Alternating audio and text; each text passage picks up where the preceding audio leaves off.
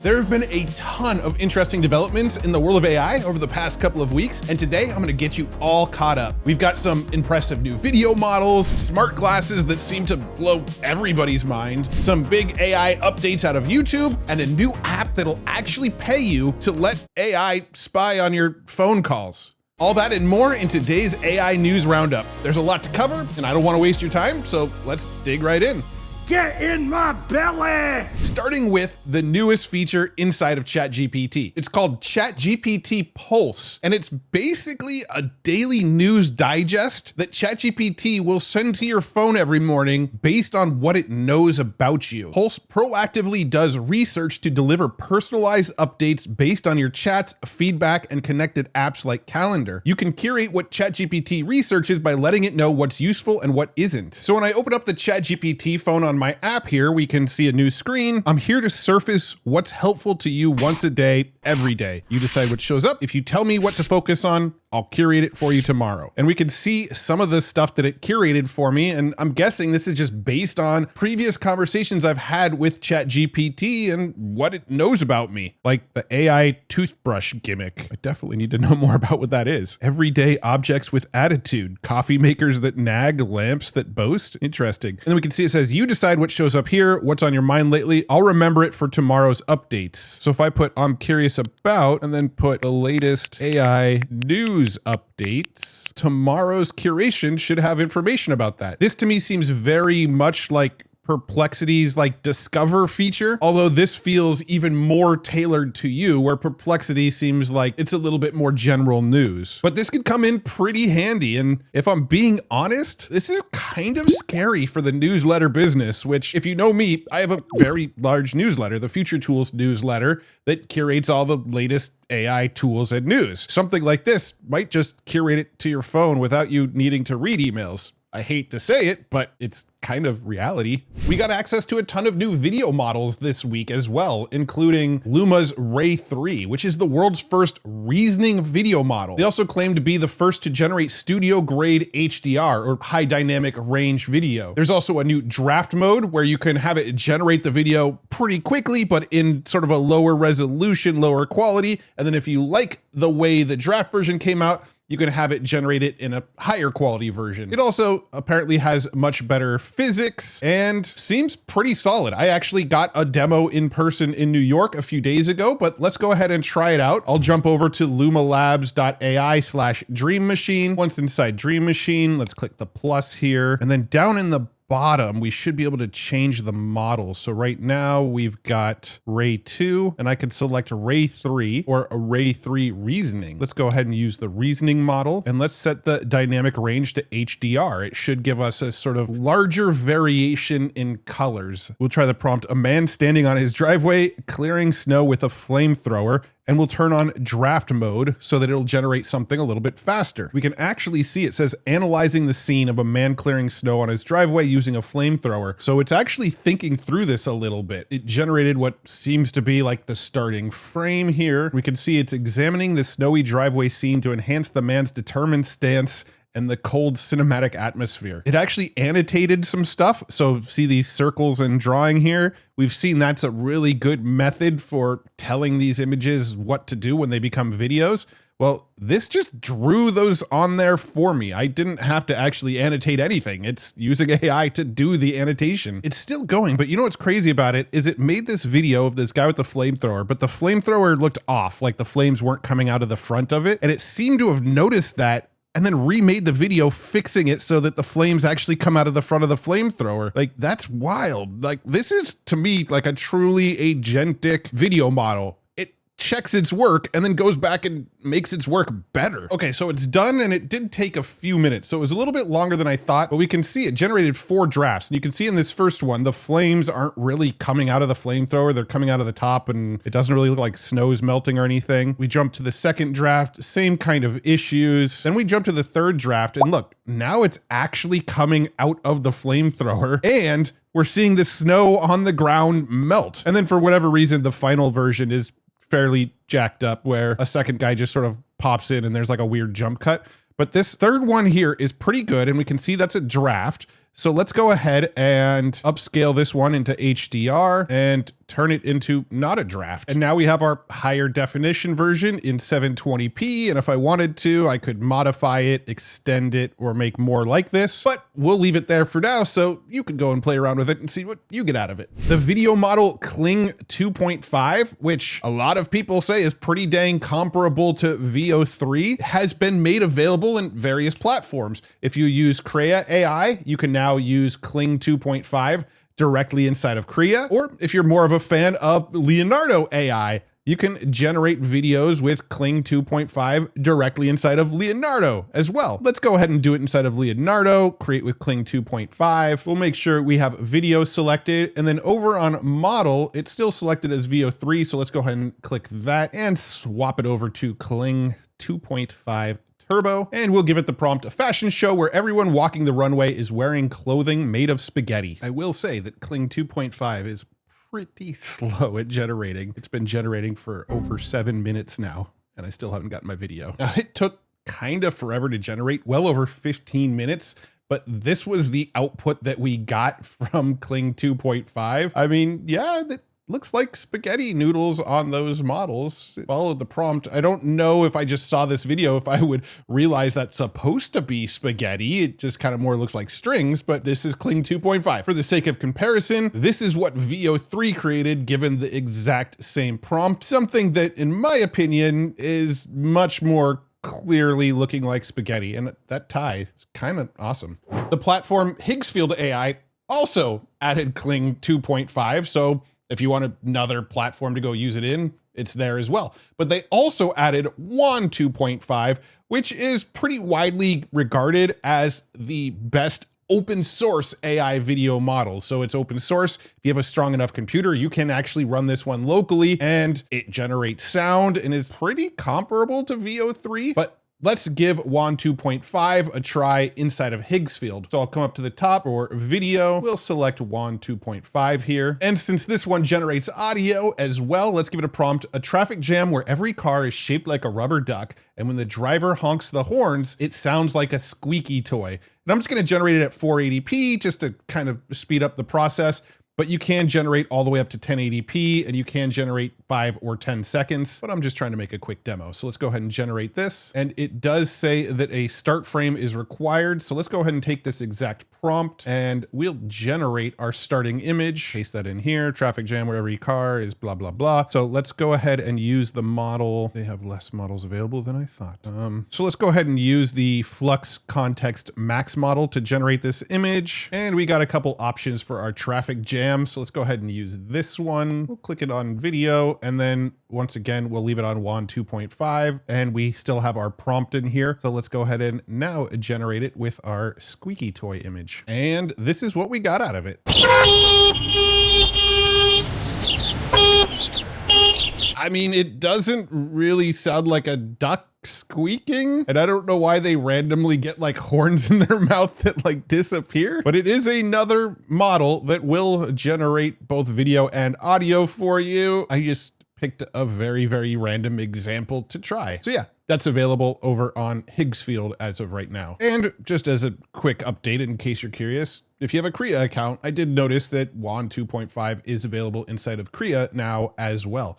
So multiple platforms with multiple video tools, all sort of available. My personal choice has been Leonardo, but I'm definitely biased. And Krea and Higgsfield have a lot of great models that you can use inside of them as well. The tricky part with AI right now isn't finding cool tools. It's getting them to actually work together. You use a chatbot for one thing, then copy and paste it into another tool for the next step, then hop into another platform for images. Everything feels so scattered with no easy way to connect the dots. And that's where Make comes in. It basically gives you one place to build and run entire systems of AI agents and automations all in real time. Let me give you an example of what that looks like. I set up a workflow that I call the campaign in a box agent. Picture you're a marketing agency that just picked up a new client, say a coffee brand. Normally, you'd have a team doing research, writing copy, designing ads, and scheduling posts. With Make, you can have AI agents handle all of that on one visual platform. Here's the flow. First, an AI research agent scans social media to figure out what people are saying about coffee right now. That feeds into a copywriting agent that drafts ad copy and captions in the client's voice. At the same time, a design agent spins up creative concepts, product shots, carousel ads, even mock-ups with new slogans. Once it's ready, the post gets pushed straight into a scheduler like Meta Ads Manager or Buffer, and finally, the whole system loops back with analytics inside Make Grid so you can see which ads are working in real time and even shift more budget to the top performing content automatically. This isn't just automation, it's orchestration. Instead of juggling disconnected tools, you've got a living campaign that can adapt, scale, and self-optimize, all from a single dashboard. For agencies, this means less time stuck in production bottlenecks and more time focusing on strategy and clients. And for businesses, it means faster workflows, lower costs, and better results. So if you've been wondering how to actually put AI to work in your business, this is the way. Make lets you build, scale, and control AI-driven workflows at every level. And right now, they're giving my audience 1 month free of the Pro plan if you use the link below. So whether you're running an agency or a fintech startup or just want to automate smarter, now's the time to try it. Hit the link in the description, grab your free month, and start orchestrating your AI-powered business with Make. Thanks so much to Make.com for sponsoring this one. Now, let's get back to the rest of the video. Now that we've talked about generating video, let's talk about editing video. There's this platform called Mirage, and they used to be called Captions, but they rebranded as Mirage recently, and it's an AI video editing tool. Now, it also makes like AI avatars, but their newest feature is the ability to make edits entirely with text. Want to zoom at 3 seconds? Just type that into the box. Need captions added? Done in a snap. You can even type a vibe you're going for, and our AI editing tool will apply the right style and aesthetic to bring it to life. Now, this editing feature that they just rolled out is on the mobile app, so even if I logged into Mirage Studio on my desktop, we won't see this editing feature. So let's pop it open on the phone here. So this is what the app looks like when you're inside of it. I do not have a paid plan. You can see it is prompting me to get the paid plan up in the top right. But let's say I want to import some videos and have it edit these videos together. There is one thing that I find slightly annoying about this product, but it's not that big of a deal. But if I press the import button, and let's say I pull in a couple videos from my recent trip to New York, like here's one from the plane right here. Here's one from inside of a taxi. Here's another from inside of a taxi right here. So I'm going to select these three and let's import 3 items. And it brings me to this page here. And you can see there's this slider for manual edit and AI edit. If I try to click on AI edit, I get this error at the top. AI edit not submitted. Video must be in 9:16. Why can't I just do this with 16:9 videos also? But B, if it only works with 9:16 aspect ratio videos, why let me select them on this page? Why not just gray out the ones that aren't usable and make the ones that aren't usable something that I can select, just so I don't get partway through the process and then find out I can't actually do what I want. But because of that constraint, I really quickly recorded 2 vertical videos of me in my office. One is this like selfie angle shot here, and another is what my camera sees, which you can see in this video here. So I'll go ahead and trim both of these, select those videos, import 2 items, and now let's switch to AI edit. And well, when I try to switch to AI edit, it says project must only have 1 clip. So why did you let me select 2 clips? Okay, I guess you could manually edit these and that's why it lets you select it, but it's just, I find this kind of annoying. Like I want to know what I can't do before I get to the point where it tells me I can't do it. Anyway, I'm being very kind of nitpicky here. So let's just unselect this one and we'll pick this 11-second video, import 1 item, and now I can select AI edit. Yay. All right, so we've got some edit styles here. Parallel play isn't just for kids. It works for adults too. Playing care isn't just about keeping them alive. It's about learning how to listen. I'll select this one down here. I have no idea how it's going to work because there's no speaking in my video. It's just purely a video with no audio. So it may have no idea how to edit this, but let's go ahead and select that one and let's generate the edit. Let's just see what it does if I give it a quick 11-second clip and a style. So yeah, it didn't know how to do that either. It says AI edit not supported, no speakers or no words detected. All right, so I guess I have to make a video with me actually talking because it can't edit unless they're speaking. All stuff I wish I knew before sort of getting down the road of the process. All right, so I just got done recording a vertical video on my phone here, and let's see if I can finally get this AI edit to do something for us. Import one item, AI edit, style neon, generate edit, progress. All right, so now it's done and it opened it in this editor and I can hear myself, but I can't see the edited video. Hey, Matt Wolfe here. Don't forget to subscribe to me on YouTube. There's got to be some way to see the video here, right? Download. No, it won't let me download without paying. All right, so I finally got it to work, but if I'm trying to record my phone screen to show it to you working, the app makes the video black and doesn't let me share it. So I can't even share this outcome with you other than doing something like this. Hey, Matt here. Don't forget to subscribe to me on YouTube, like this video, do all the things, leave me a comment, and if you haven't already, check out Future Tools. There's lots of cool tools there. So yeah, pretty annoying that the app won't let me actually share what it generates. And then if I do try to export the video to send you what that video looks like, they want to charge me. So I can't even like demo this without paying, which is unfortunate, but we'll go ahead and move along. We got a new update in the Photoshop beta this week. All of those people, myself included, who said, man, Nano Banana might sort of hurt Photoshop. Well, Photoshop's just embracing it and saying, look, you could use Nano Banana inside of Photoshop now. Now, if you do have an Adobe Creative Cloud account, open Creative Cloud, go to apps, click on beta, and then make sure you're using Photoshop beta. This is where the new features that they roll out go. They go into the beta version, and make sure you have the most up-to-date version. I need to update my Photoshop beta right now to make sure I get Nano Banana in it. Once it's updated, go and open Photoshop, but again, make sure that you're opening the Photoshop beta. I actually have both installed. We want to be using beta because that's what's got Nano Banana. So I opened this image in Photoshop. You can use this handy select subject feature. If I select this and then just click on the guy, it actually finds the outline of just this guy and ignores everything else. And then I can click on a generative fill here. And then over here, there's a button that says choose model. If I click on that, you can see we have options for Firefly Image 3, Flux Context Pro, and Nano Banana. So let's go ahead and select Nano Banana. And then for our prompt, let's say, turn him into a green alien holding a futuristic bow. And then we'll generate that. I actually just realized the moon was selected as well, but it did a perfect job of what I asked for.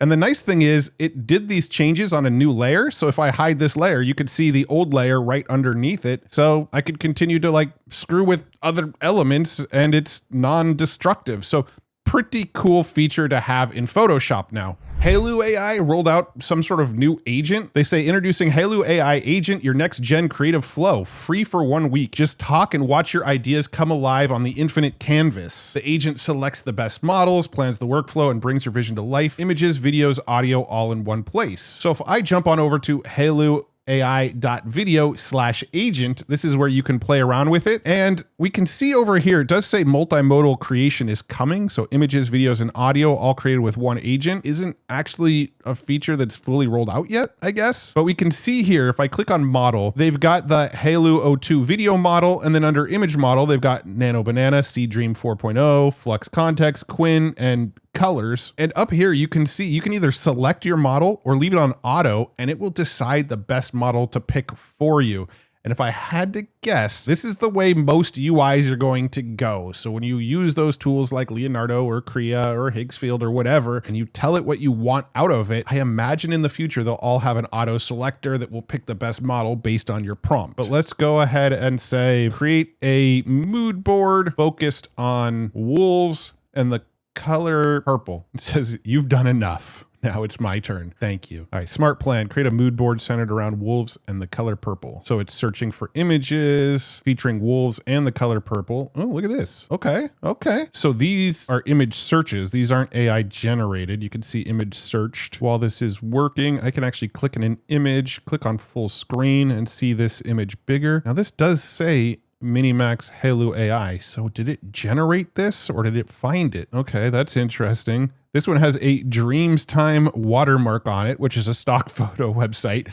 And then Minimax and Hailuo AI put their own watermark over an already watermarked image. So these are images that it found online. It's just putting its own watermark on images that it doesn't own. Now it says calling image generation tool to create 4 images with the same prompt for the mood board. So it's actually now generating images, and it doesn't seem to be doing a good job at it. We could see here, calling the image generation tool to create 4 images with the same prompt for the mood board. And it says image generation completed. I don't know which one it generated, but then down here, generating more with an unknown error. Now it's trying to generate again, but we can see a couple times in a row, it says image generation unknown error. So it seemed to be able to find some images, just it struggles to generate new images. Here's another one that says Adobe stock on it on one side and then Minimax Hailuo on the other.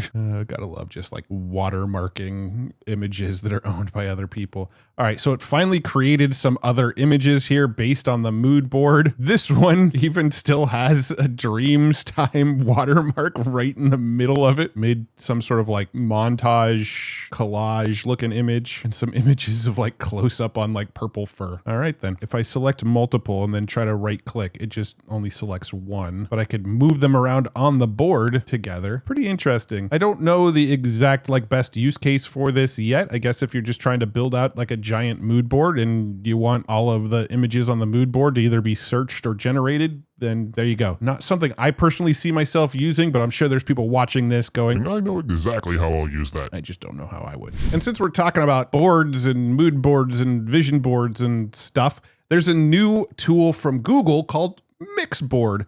Kind of the same idea as what we were just looking at, actually. And it is in public beta in the US right now. So if you're outside of the US, I don't believe you have access to this, but if we go to labs.google/mixboard, you get a page like this. And if we look into one of their examples here, you could see they made a board of birds with googly eyes. One thing I find annoying is I can't like click and move around. A lot of times you can like right click and sort of scroll around the screen, but that doesn't work. I actually have to use like the scroll wheels to move around. So once you have a bunch of images in a mood board like this or in a mix board like this, one thing you can do is sort of start to blend them together. So let's say I want to take this like peacock here and this red bird here, put them side by side and select both of them. You can see it pulled these images down into my prompt box and say blend these 2 images. And then pretty quickly down here, we can see it's generating another image, and here's our 2 images blended. I can obviously upload my own images. Theoretically, I should be able to generate new images, and it all goes on to this like mood board, mix board thing in Google.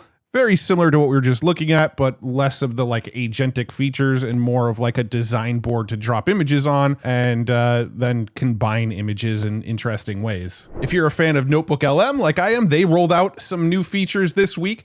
Flashcards and quizzes are officially 100% rolled out to all users in all markets. So NotebookLM is a platform where you can upload a bunch of, PDFs and websites and a ton of information. And then you can create audio overviews, video overviews, mind maps, reports, and then also ask questions about those documents. We've covered NotebookLM a lot in past videos. The 2 new features are flashcards and quizzes. You can create a flashcard on whatever content is loaded in here, and you can create quizzes. Since we've been on this birds aren't real train lately, let's see what kind of flashcards it makes for us. We can see here the first flashcard, what is the birds aren't real movement? And then flip it over, a satirical conspiracy theory movement, which posits that birds are actually drones operated by the US government. Satirical, I don't know about that. Who is credited with creating the birds aren't real conspiracy theory, that dude. So you could see for like school and education purposes, if you were to load a bunch of like educational information in here, you could quiz yourself with flashcards as well as an actual quiz. So here's what a quiz might look like. According to the source material, what was the original catalyst for Peter McIndoe's creating the birds aren't real movement?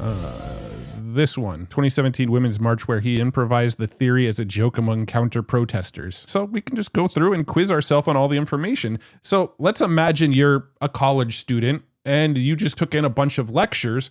Well, let's say you did an audio recording of the lecture. We'll take that audio recording, put it into NotebookLM or get it transcribed, put the transcription in NotebookLM, have it create quizzes and flashcards for you, and you've got a really good educational resource. Since we're talking about Google, they're also rolling out new AI features directly in Chrome.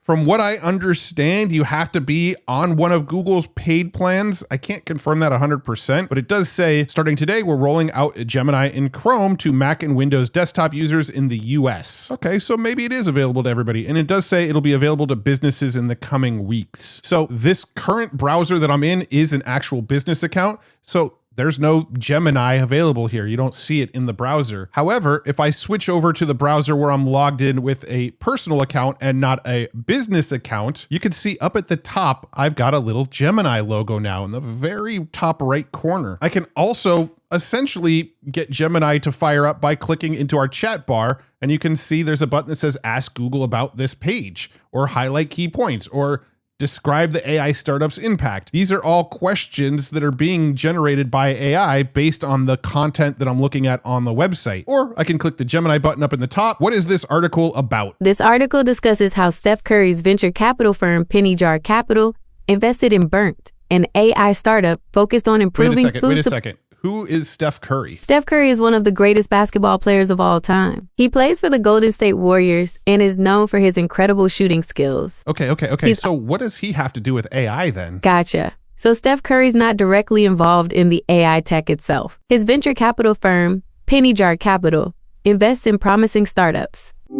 All right, you get the idea. You can fire up the Gemini button and it will basically read articles for you and let you have discussions. You don't have to do it in voice mode. If I click up here, I could switch it to like a normal keyboard mode as well instead of the voice mode. And you can see that it's sharing the article that I'm on. And you have the option to switch between the 2.5 Pro model and the 2.5 Flash model. Now I am on the Gemini Ultra plan, which is their ultra expensive plan. So I don't know if everybody has 2.5 Pro or not. That might just be on the Ultra plan. I can't actually confirm that, but that would be my guess. The Pro is maybe only on the paid plans. I don't know. But it does kind of seem like Google is going after Perplexity, Comet a little bit, and the browser company, which makes these sort of like AI agentic browsers. I think it's only a matter of time before this Gemini button, you press it and you tell it to do things and it will go and browse on your behalf and click around and copy and paste things and do some of those like browser operation things that we've seen tools like ChatGPT and Claude and Manus and some of these other tools start to do. Probably going to be rolled out into Chrome pretty soon. And I mentioned Perplexity, so I might as well mention this as well.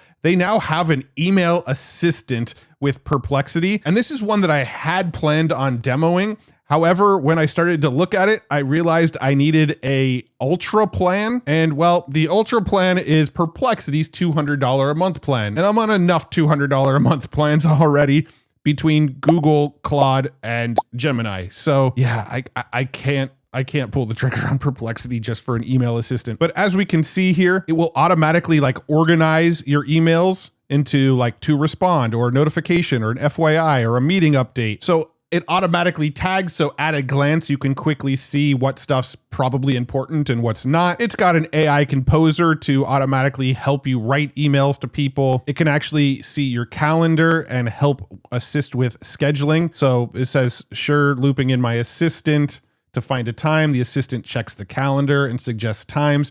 So you can have the assistant help with sort of booking calls and things like that. And you can get like summaries of like daily meetings and emails and things you need to take care of every day if you want. It looks like a pretty cool email helper tool, but sorry, I can't justify it at the $200 a month plan. Once it's available for the like smaller $20 a month plan, I'll probably play with this, but yeah, looks cool. Too rich for my blood at this point. So far, we've covered a ton of new tools, but I haven't put out a news video in 2 weeks, so there's still a lot of stuff I want to tell you about. So let's jump into a rapid fire.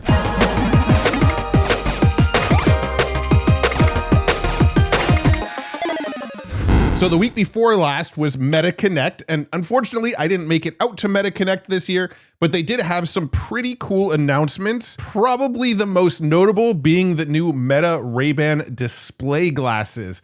Now these are just like the Ray-Ban Metas that everybody's used to that have the little cameras and the little speakers and the stem of the glasses. And they also have built-in AI, so you can talk to, Meta's Llama AI. However, these new versions well, you can probably tell by the name, have a display in them. So when you put them on, there's a little screen on just one of the lenses. It's not in both eyes, it's just in one, and it shows in color. It's got like basically no light bleed, so nobody around you can even tell there's something going on the screen. And then the other really unique feature about these glasses is that they come with this wristband that they call the neural wristband, I believe. And this wristband can actually essentially tell what you're trying to do. So you swipe around inside of the apps on your glasses with like finger gestures. And if you want to turn the volume up or down, you literally kind of act like you're turning a knob. And it's just got some really interesting hand gestures to control the glasses. I haven't actually tested these myself yet. I've not experienced this neural wristband and how it works. But one thing that I find very interesting is I saw Google make very, very similar glasses, and I demoed them almost a year ago now. And yet somehow Meta's glasses came out before Google's glasses. And Google's were the same thing. It was one eye. You can actually see color and see images and things like that in the one eye. And the demo worked great a year ago. So just, I don't know, weird to me that Meta was the first to release these. But you can see text messages directly inside of your glasses. Although I believe it's just WhatsApp messages, so not like actual text messages yet. You pinch your fingers to take a photo. When you ask a question of AI, you can actually see the prompt that was given and then a visual display of the response. But probably one of the coolest features is the ability to translate and have a conversation with somebody that speaks a different language. And essentially while you're talking to them,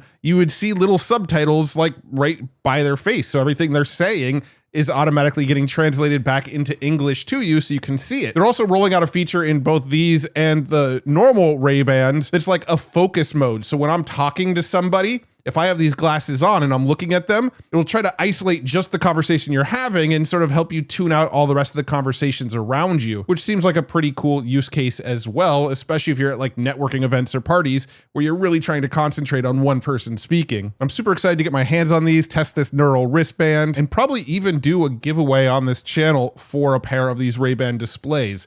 So if you're watching this and you're not subscribed to this channel and you're not subscribed to the newsletter, make sure you do that, because I do like to do giveaways from time to time when new cool gadgets come out. Now, this is just scratching the surface of what these glasses can do. Those are the main sort of standout features, but we'll put them through the test and play around with them more once I can actually get my hands on them in a couple weeks here. Meta also showed off some cool stuff around the metaverse. So there's a new feature in the Meta Quest where you can put the headset on, walk around the room, and it will actually map out that room. And then after it's mapped out that room, that becomes a digital space that you can explore later, even if you're not in that room later. That seemed pretty cool. But what I thought was even cooler was their new Horizon Studio. This Horizon Studio, you can actually prompt any world into existence. You can see they gave it the prompt Ancient Ruins, and it created this scene, this environment here that they are then able to move around in. Add treasure and trinkets. They give it that prompt and it adds a bunch of stuff. Add mythical guardians. It added the guardians. So really, really cool that you could just constantly prompt new things into existence into this like AI world. It's like kinda holodecky. Now, the reason I couldn't make it to MetaConnect this year was because I was in New York at the Made on YouTube event, which is an annual event where YouTube announces all of the new things that they're rolling out. And this year, it was a lot of AI stuff. As a YouTuber, I'm really excited about this Ask Studio. If you're not a YouTuber, you probably don't care. But basically, it's an AI bot that lives in the back-end studio of your YouTube channel where you can ask questions about your analytics and get suggestions on future videos and things like that. It's just an AI bot that understands your data and your stats and your channel that you can chat with. They're rolling out A/B testing to test titles. You've already been able to do it with thumbnails. Now you can do it with titles. Not AI related, but pretty cool if you're a YouTuber. So YouTube has been doing auto dubbing for a little while now on some channels. My channel has had it where I speak all of my videos in English, but if you're in India and you watch one of my videos, it will automatically try to translate it for you by default. If you're in Mexico and you try to watch it down there, it will automatically try to translate it to Spanish. But it doesn't look like I'm speaking. It just looks like it was dubbed over with another voice. Well, now YouTube is rolling out auto dubbing with lip sync. So it will actually, in the future, look like me and my lips moving and speaking the language that you're hearing with my voice. That's gonna be wild. Now, this isn't fully rolled out yet, but this is gonna be really, really cool. They're also rolling out a likeness detection because, well, AI deepfakes are getting easier and easier, and pretty much any anybody can do them now. And well, if you don't want your likeness being used on YouTube, even if it wasn't really you, well, they're building technology to better detect that and stop people from stealing your likeness and like deep faking you into videos. A few of the other random AI features they're rolling out, you can turn everyday videos into catchy soundtracks. So if you hear like a funny phrase, a memorable quote, or a one-of-a-kind sound, they have a speech-to-song remixing tool that uses Lyria 2, which is DeepMind's most advanced AI music model, and it will convert whatever sort of sound bites or quotes or whatever you give it into a music video that sounds something like this. Isn't it almost cuffing season? I know you're looking for that new date spot. Isn't it almost cuffing season? Isn't it almost cuffing season? Isn't it almost cuffing season? So, you know, a new random meme generator. And as we predicted and talked about in previous videos, they are rolling VO3 directly into YouTube Shorts. So you can see they've partnered with DeepMind to bring a custom version of VO3 to YouTube, and they're allowing users of the platform to use it for free directly in Shorts. And right now it's rolling out in the US, UK, Canada, Australia, and New Zealand, and plans for more countries after that. I'm not a huge fan of this feature. I think most of the stuff I made on YouTube I was really excited about and pumped up to try out in the future. This is one of the things that they announced that I went, oh, I don't know if that's gonna be good. Isn't that just gonna make it so our Shorts feed is all sort of AI generated slop? I don't know. If you make it that easy for anybody to just press a button, generate AI slop, and push it to the feed, I don't know. That seems like we might get flooded with that. We'll see. We'll see. Overall, I was a huge fan of the Made on YouTube event and most of the announcements they made. But yeah, the VO3 and Shorts, not something I'm super excited about.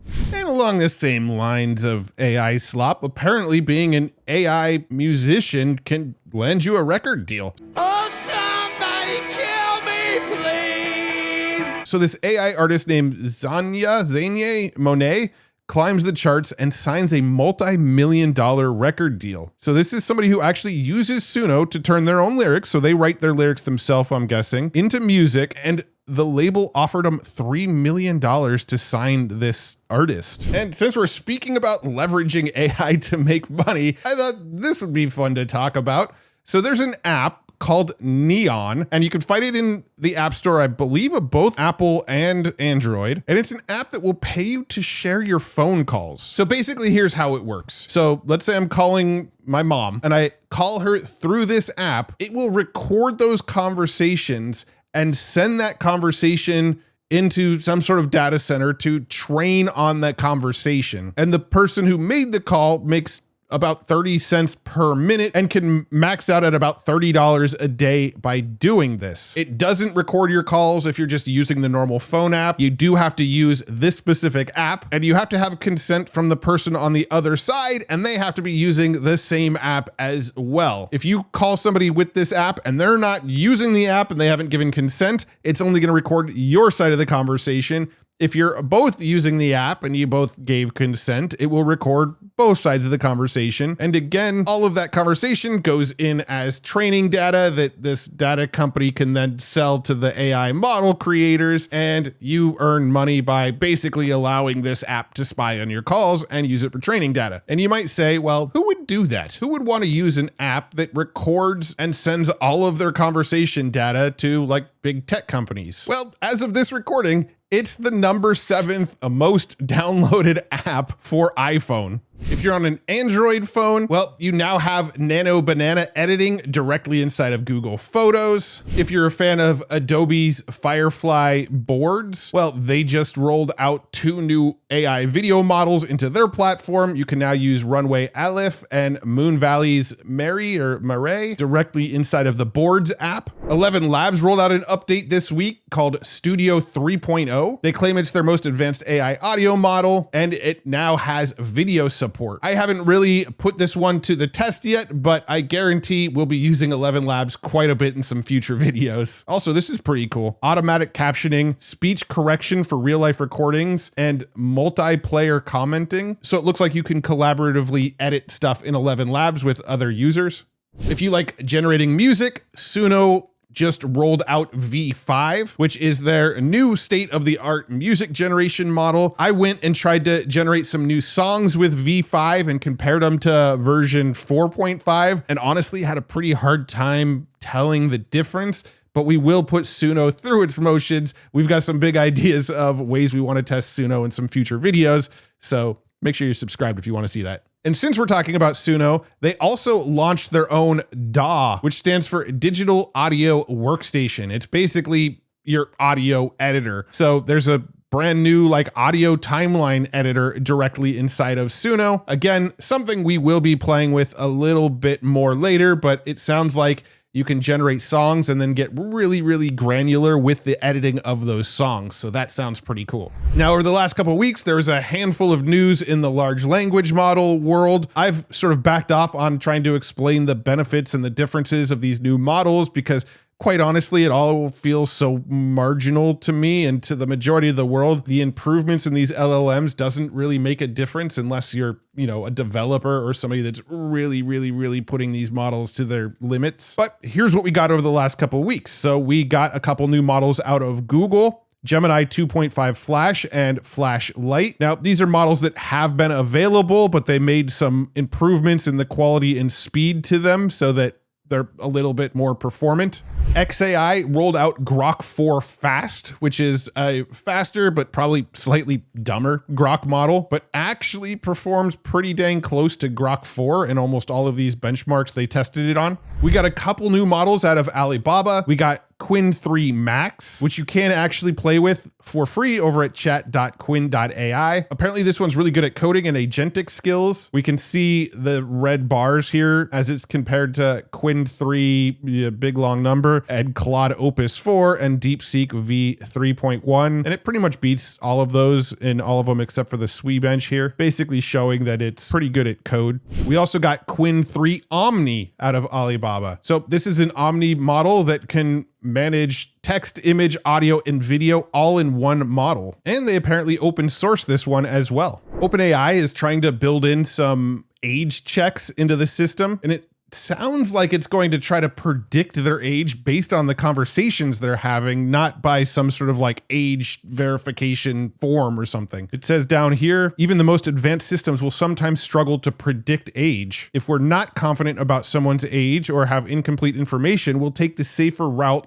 and default to the under 18 experience. So if you talk like somebody that's under 18, it might guess that you're under 18 and give you the kid-friendly ChatGPT. But they did also add parental controls where parents can actively take control over what kids see when they're using ChatGPT. And since we're talking about OpenAI and ChatGPT, there is some other features that rolled out. You can now share your projects with other team members. I guess the various connectors that are available are slightly better, like they pull in more details via the API, and they've made some new compliance and security updates. So, not major updates, but if you are working with a team, having shared projects sounds pretty handy. The company Factory AI this week reached #1 on Terminal Bench, which is the most challenging general software development benchmark. So it actually outperforms tools like Claude Code and Codex CLI from OpenAI. And they even made it so that you can use the Factory AI platform with any interface. So you can use it directly inside of like VS Code or Windsurf or Cursor or whatever IDE you're using, or from places like Slack. Anyway, this is one that I just wanted to share because I'm an investor in Factory and I'm excited about this news. They're making some pretty good progress. I thought this story was really interesting. Microsoft 365 Copilot just added Anthropic models to it. So now if you're in something like Excel, you can actually choose whether you want to use one of the GPT models or one of the Anthropic models.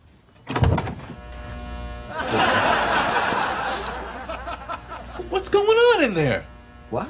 And the reason this is interesting is because, well, Microsoft owns 49% of OpenAI's not-for-profit side of their company. And with Microsoft owning such a big chunk of OpenAI, you would think they would be all in on OpenAI. But nope, Microsoft is really diversifying and even allowing you to use competitors like Anthropic inside of their platforms.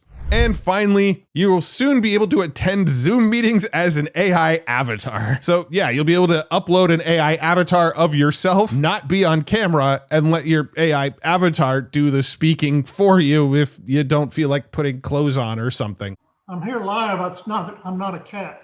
And that's what I got for you today. I know it was a lot. This was a fire hose episode, and well, it's because I skipped a couple of weeks. And quite honestly, that's probably going to happen a little bit more often as well. We've got some really, really, really big ideas for videos that really put these tools into action. And so you'll probably see some different kinds of videos starting to roll out on this channel where we really, really figure out the limits of some of these software. We put them to the test. We put them out there into real world use cases.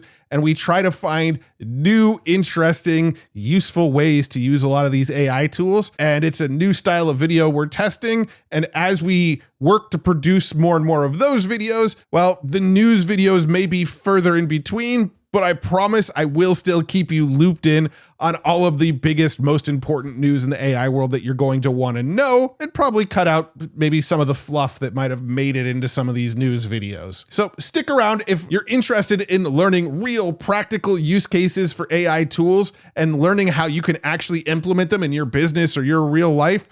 We've got exciting stuff coming up, so you're going to want to stick around for that. Make sure you like this video, you subscribe to this channel. That'll make sure more videos like this show up in your YouTube feed. Thank you so much for tuning in and nerding out with me about all of the latest stuff that came out in AI over the last 2 weeks. Hopefully you feel more looped in, and that's my goal here, is to keep you looped in and learning how to use this stuff. So thanks again for hanging out. Really, really appreciate you. Hopefully, I'll see you in the next one. Bye-bye. Thank you so much for nerding out with me today. If you like videos like this, make sure to give it a thumbs up and subscribe to this channel. I'll make sure more videos like this show up in your YouTube feed. And if you haven't already, check out futuretools.io, where I share all the coolest AI tools and all the latest AI news. And there's an awesome free newsletter. Thanks again. Really appreciate you. See you in the next one.